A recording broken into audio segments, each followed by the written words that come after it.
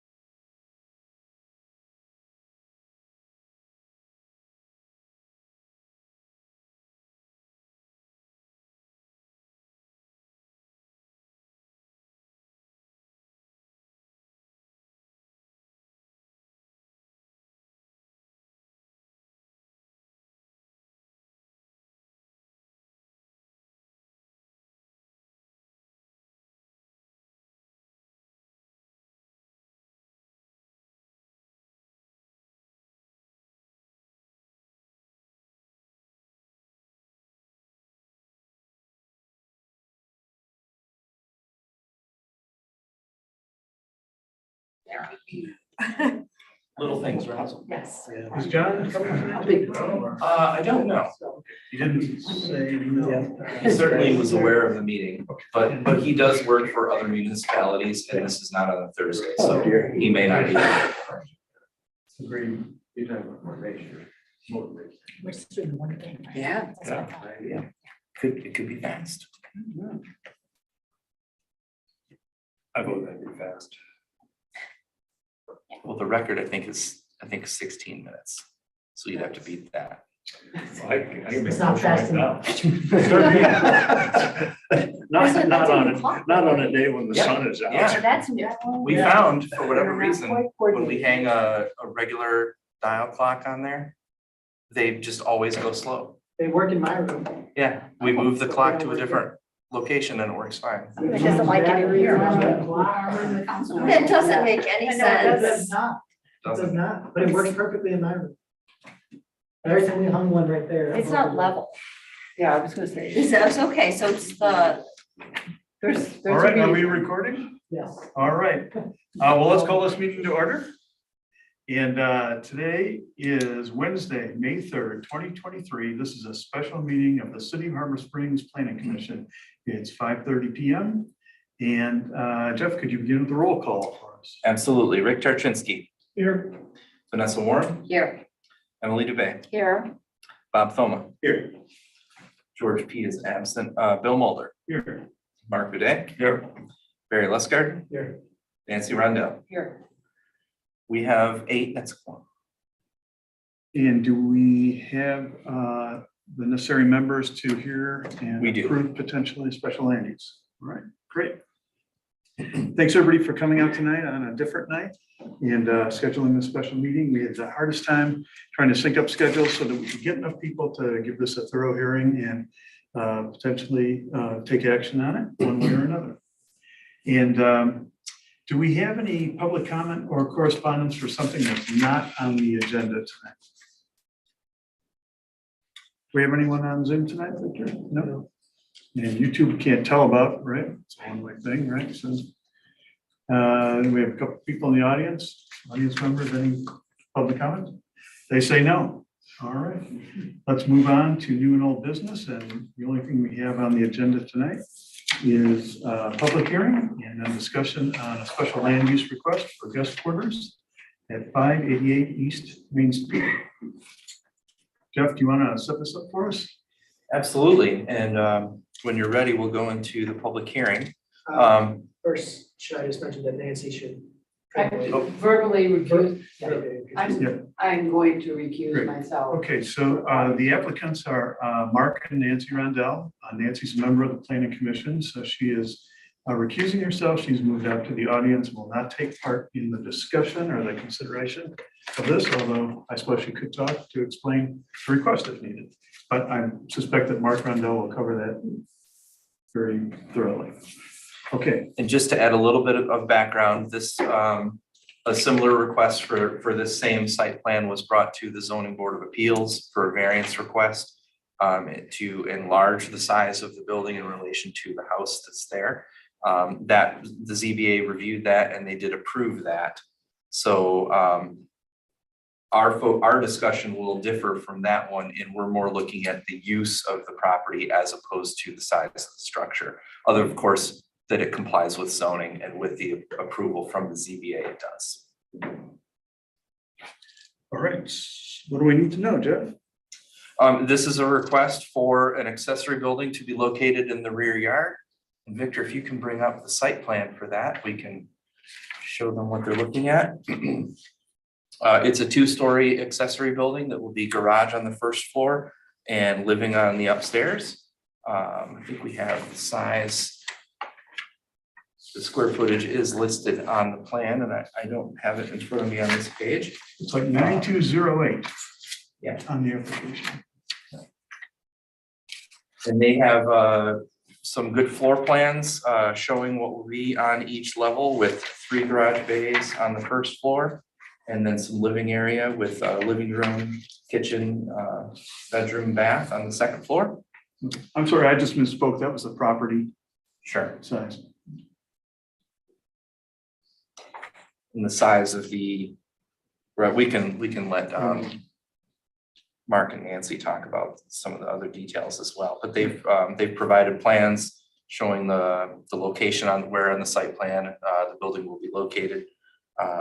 And there are 2 existing accessory buildings that will be removed to make room for this one, to kind of outline the basis of what they're asking for. But we can let Mark go into more detail about what they're asking for and the compliance with the standards for special land use.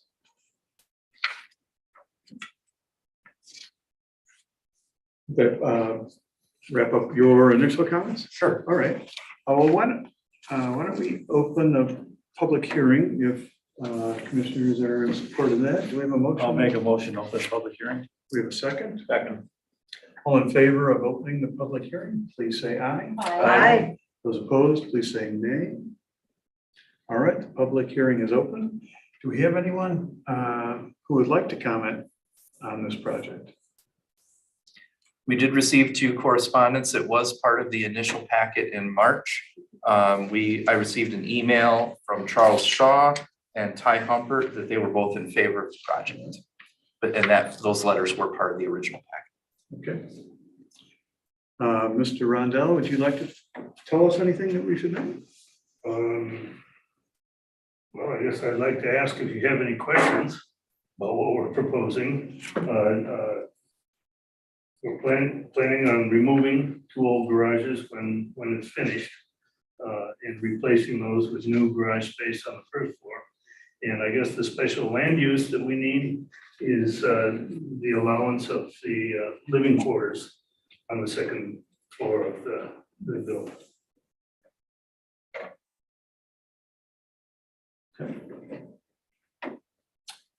Does anyone in the public have any more comments or questions about this project? All right, should we close the public hearing? I'll make a motion to close the public hearing. Is there a second? Second. Second from Bob. All in favor, please say aye. Aye. All opposed, please say nay. All right, the public hearing is closed. All right. Do any commission members have any questions? That, John Grande's analysis on the screen, you have Oh, great. that as well. And if you go down to recommendations, proposed motions. So my only question was is that there was only one category that got it partially met. Everything else was satisfied. And that was that it was deemed, that the application was deemed incomplete There's a lack of site plan. because of the lack of site plan drawing. I think that we've satisfied some of those partially complete. There was another issue originally. This was the review that was drafted when it was first submitted back in March. Right. Another issue that wasn't addressed was in their initial application, they had left out a copy of the legal description. They've also satisfied that. So I Excellent. think that they provided some of these things that Okay. were originally not Okay. included that are Excellent. now. And the question I had has to do with that the possibility that, that John's concern was that there could be future lot splits that could create non-conforming buildings. How is that possible? I'm so confused by that, because how could we create a non-conforming building or allow a non-conforming building? Well, we wouldn't No, normally, not ever. right? So and I think they include some of those things, some of those languages in whenever there's new construction that requires special use, right? So as an example, if we built if this took place and we build this and we give them permission and they proceed with this project, they would not be able to split off the back portion of that property and have two separate buildings, because that second building wouldn't meet the requirements for a principal building, because all the living is on the second floor and nothing is on the first floor. So it would just create some issues where it would prevent them from splitting the property, where right now they might be able to, right? But once they do this. Once they do this, it would change the zoning that would apply to that property, and it might create situations where they wouldn't be able to split that property where they maybe currently could. Right, but we would be under, if they were to come back to us for something, we would just say no. For We the would. reasons you just stated. Right, basically with a lot split, that would come to me administratively. If it's just, splitting it into two or parcels or something like that, I would review it. If there was some aspect that didn't meet zoning, I would inform them and I would deny them. And they would then appeal that. They would have the opportunity to appeal the city council if they felt. Okay, well, thank you. I consider that considered. And Nancy, Mark, let me just ask you, are you okay with the future inability to split that lot if you build this? We haven't had any thoughts of splitting it in the future. So, we've already taken it through several lot splits already. Okay, See how you would. I just wanted to raise it. Yeah. No, we haven't. It doesn't necessarily say that they wouldn't be able to make any lot adjustments to it. It would just mean that if they were looking to do something like that, it would have to conform with the current zoning with the new buildings in place. Right. So that's more of a boilerplate type statement that John has in there, kind of thing. I think so. Okay, understood. I have a question, Bill. Yes. I don't know if I'm allowed to ask this or not. What's the purpose of the living quarters upstairs? As I Am I allowed said to ask? in our write-up, we have growing family. Our Okay. kids have kids now, who would like to come and visit, we hope. And we would like additional guest space.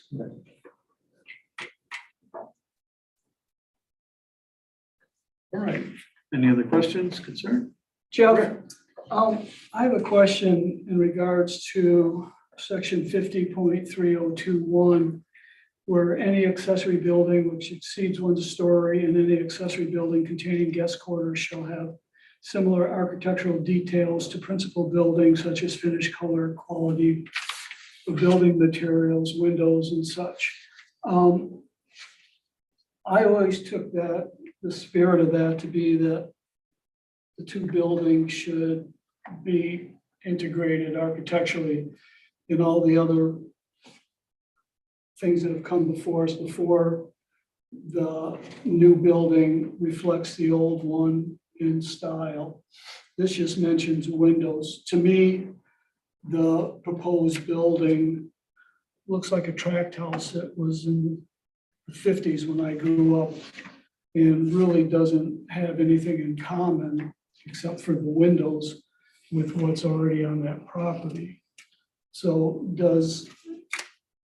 am I just reading this wrong, or is it very vague? Could I build a pyramid in my backyard, and as long as the windows matched and the color and the texture, I can build that? It is so far different from my farmhouse. I think the answer is somewhere in between, right? If somebody came in and they had, I think the idea is that we have similar styles with similar materials and color or a like look. And I think the idea was that we probably wouldn't like to see a nice architecturally styled house that has wood siding with a shingle roof, and then they bring in and they just build like a steel Quonset building for their accessory building. The styles would be vastly different. Right. I think the idea was that we would have similar style and design. I think obviously, especially when we're looking at houses, like in this case, the existing house is a very old house. I don't remember the exact year built. Mark, do you have an idea? 1892. So I think once we get into where we're looking at, older homes like that, I think the goal would be that we have similar character and design. I don't think we're ever going to have exactly the same character and design, and that's something that is, part of this review. Is, do you feel that it's similar enough to meet that standard? Is something that you can look at as a group. Okay, because to me, it's got nothing to do with that building. I could see it next to their current house because they're both very similar in shape and size and everything, but this just doesn't seem to be integrated with the. Which section was that? Pardon? Which section of the code was that?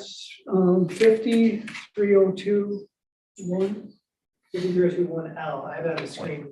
Yeah, I was just gonna pull up and see what, because I'm sure this is part of their review. Because I looked it up and that's all it says, and that just seemed like every other proposal we've had. Well, They were very similar in shape and size and not just matching windows and color and siding. but again, it's just stating shall have similar architectural details. So it's not necessarily looking for, exact architectural match, I think, in all forms. John with Beckett and Rader in their things that the proposed elevation, architecturally compatible design between the principal structure and the proposed accessory building. He feels that it satisfies that aspect of our requirements in our code. Okay. But you can certainly discuss that as a group and see what you feel, if you agree with that or don't. But I would, because this is not necessarily, that's something that's part of our site plan review, not part of the special land use. I think that we should be very specific if that's something that you disagree with and our statements of why. So let me ask the Rondells, the materials, it's horizontal siding. And the Red house, siding, similar to so the house has horizontal yeah. siding. This probably isn't wood siding, but most people won't do that these days.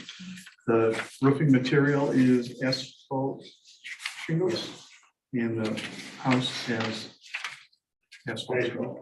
Yeah.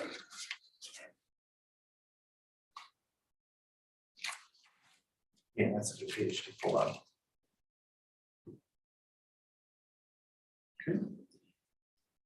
How do people feel about that aspect? Do you believe the plan satisfies 50.302 about architectural compatibility? I hang my hat on the word harmony. Harmony. And I don't feel that they are not harmonious together.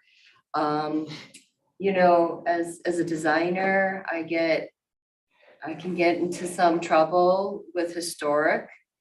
And I just simply can't make it look historic because, I mean, if you make it look historic, it has to go all the way, all the way. Or I can find something that is in harmony and not try and pass it off as historic. And I think that this meets it. I think also what's there now, and not to be disrespectful to Rondell's, I think the improvements that they're wanting to make is an improvement, and I think it's a big improvement, kind of. So, I mean, I get that we're trying to make everything on Main Street especially really kind of look historic, but we do need to get something in place to do that, and I don't think we have that right now. Right, we don't have that historic neighborhood yet I think to we're- help guide us. I think we're getting dangerously close to architectural review.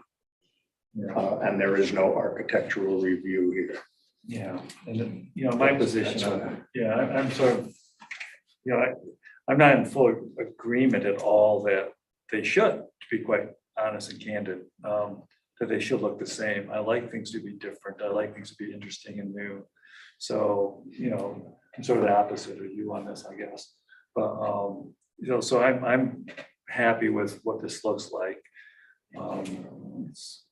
It has harmony, I think that's well said. So can't, you know, it's a slippery slope once you start talking about design and what detail you're gonna hang your hat on and all that stuff. So yeah, it's just 1,000 ways to design this building. And I think as Jeff mentioned, similar is very subjective. Yeah. There's a scale. And, you know, it's where the planning commission feels comfortable on that scale. But it does not say the same, it doesn't say different, it says similar, so.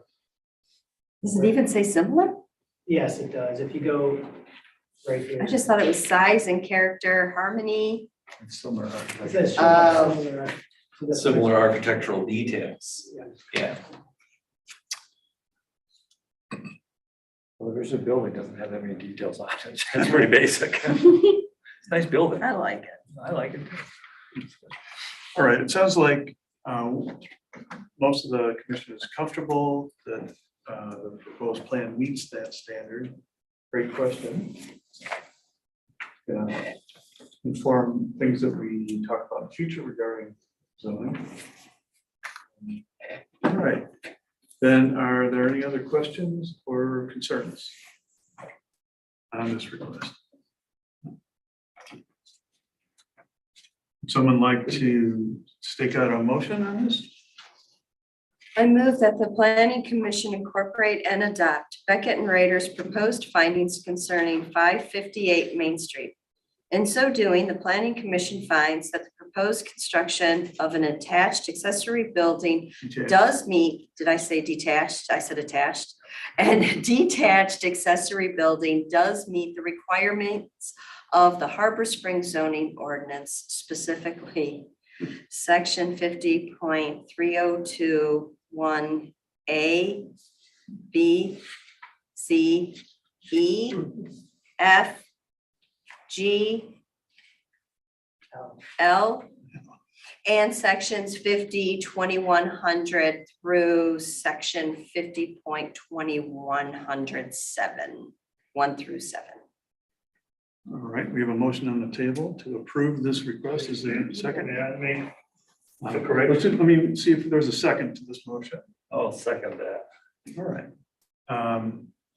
All right, Mark, would you like to make a We're comment? talking about 588 Main Street, not 558. Yeah, address is wrong in the motion. It's wrong on Beckett and Rader. Thank you. Thank you for pointing that out. All right, we have a motion on the table to approve this request, and we have a second. Is there additional discussion? Or comments or ideas? I mean, I'm with Rick. I think in the future, we need to, it would be nice to get something in place, and that's, I feel like just trying to keep and maintain what Main Street is especially, but just in general, Harbor Springs, if we could kind of come up with something or have something in place, you know, a committee or just something to help preserve. And I know there's a lot of loopholes to go through to have like a historical society, but just something in place that would help kind of preserve what we're looking for, or what people are looking for when we think about Harbor Springs. Okay. Any other comments or? Once again, I think you're getting awfully close to architectural Yeah. review. Now I gotta. Can't tell people what they can and can't build for looks. I mean, you can, but I'll never vote for it. Never. Yeah, Bill, would you like a roll call on that? Yeah, let's have a roll call on. All right. Of course, Nancy is abstaining. Barry Lustgarten, yes, Mark Bede, Yes. Bill Mulder, Yes. Bob Thoma, Yes. Emily DeBay, Yes. Vanessa Warren, Yes. Rick Tarczynski. No, 1, 2, 3. That's, that is 6 yes votes, and that is what is needed to pass the motion for special land use. All right. Motion passed, the request is granted. And we can close out this section of the agenda and move to member comments. And Jeff, would you like to give us an update about the city council meeting Monday night at Spectrum Runnels? Sure. I think. Oh, yeah, thanks. Thank you all Thank you very for much, coming. And thank you for making this special meeting happen. Bill's in the mail. Yeah, sure. Oh, they prepaid that. Right? I think we paid. Yes, you did. So yes, I think it was a good discussion. It went pretty smoothly. There wasn't a lot of public comment. There were a few people that had a couple questions. I don't think it was really debated very heavily. Bill was there along with Rick. And of course Nancy was on city council. You were there, right? Yeah. But it was a good discussion. It was passed. I think there was they did look at a couple of the changes that we proposed, and they did make a couple tweaks to it. The main Victor? difference, the main thing, if I can, was, we did have a discussion about when an owner passes away, what happens with that. I proposed some discussion about, I didn't like just spouse. I was struggling with that, thinking of children or whatever. What we ended up doing in the end is just saying that it would not continue on, that the license would not be able to be transferred to anyone. That after that year, that calendar year was done, like we had talked about, then that license is no longer automatically renewable. Those people would have to go back on the waiting list if they wanted to maintain that license. So the council kind of thought it's hard to draw that line, Yeah. so let's just not. Yeah, we Okay. went back and forth about a lot of different, I mean, Victor, jump in, but it was one of those, I'm not 100% happy, but I also understand both sides of that. Well, what happens if there's 2 names that own the property? It's the person who pulled the license. only one person can pull Only one That person license is can for pull. one individual, Mhm, not the property owners. right, So as an example, let's say that Bill Mulder and Rick Tarczynski and I buy property together as an LLC, and we're gonna short-term rent it.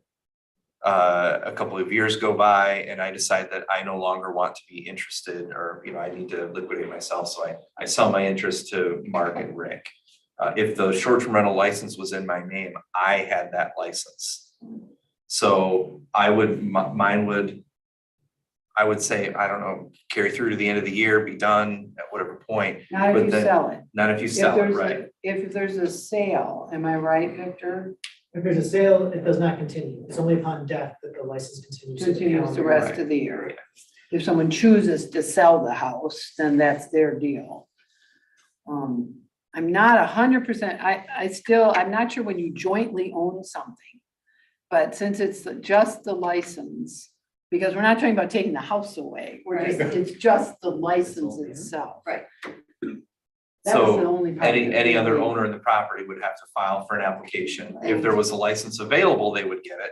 Right, there was not a license available, they would put on the wait they list. go on the wait list. Right, and I think that one thing that you kind of have to look at is, let's say that you leave that loophole open, that if there's multiple owners of the property, that they could transfer that. Okay, well, Mark and I own a short-term rental together, we don't want it anymore, so this year we add Bob. Right, so Mhm. he's now a part owner, next year we remove ourselves and he just carries on the short-term rental.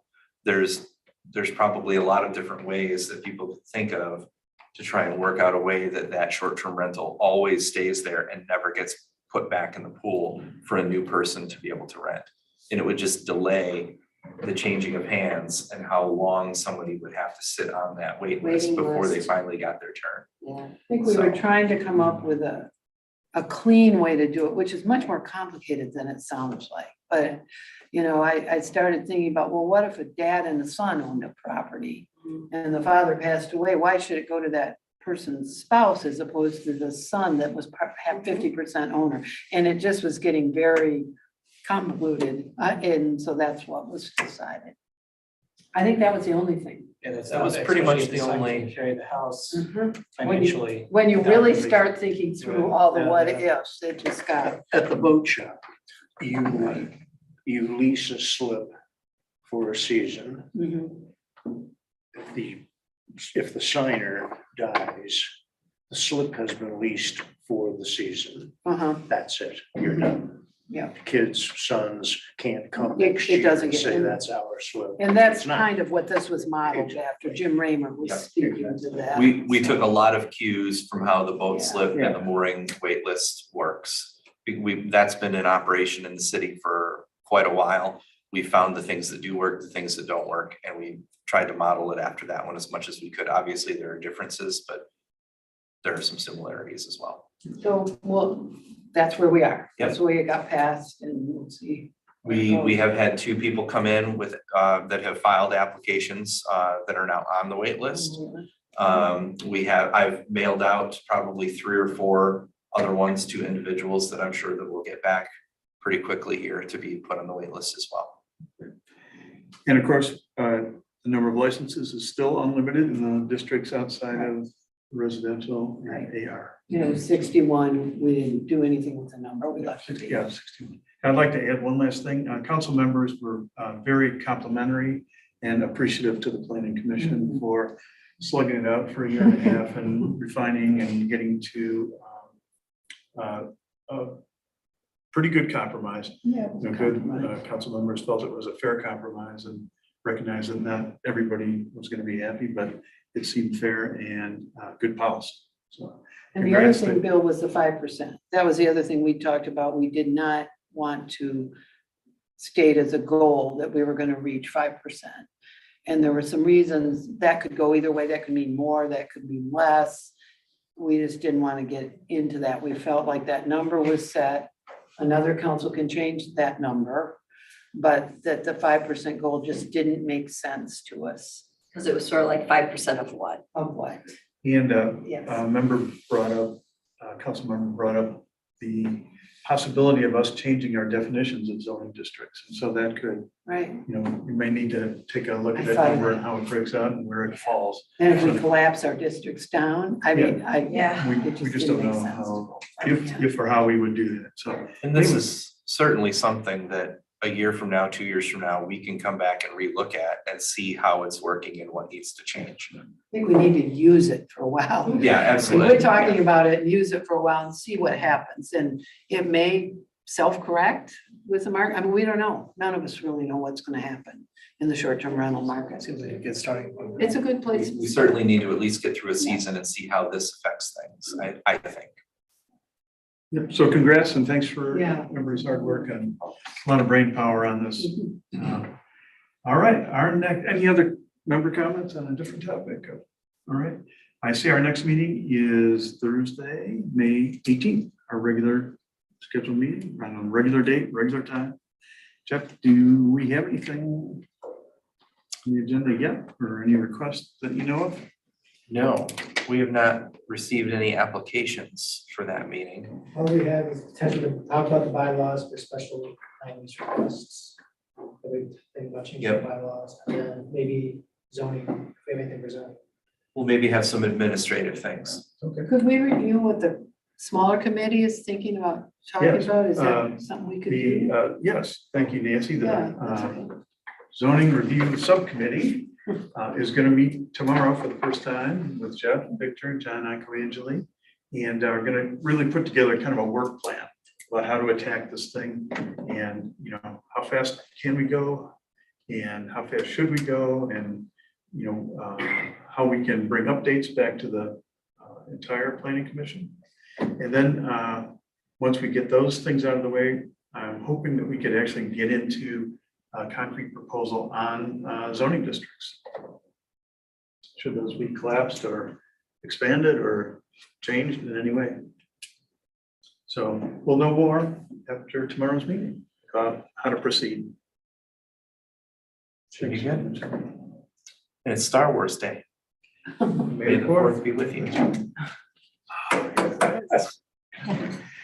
All right, any other topics for tonight? I'll send them both my kids. They'll think I'm cool. Thanks for the tip off. Yeah. Anyway, thank you so much for coming out tonight, on a special night, and I know the applicants for this. Thank you as well. Yeah. All right, this meeting is adjourned. Extra meeting.